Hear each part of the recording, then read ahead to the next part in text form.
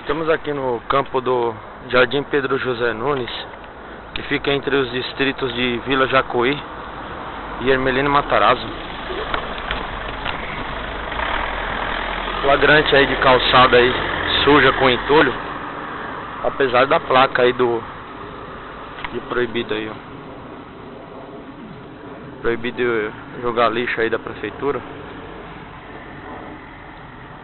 Aqui, ó. Essa esquina aqui da Avenida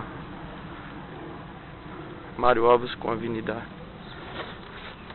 Arraial Santa Bárbara. Apesar da placa, podemos ver aí que a população não respeita.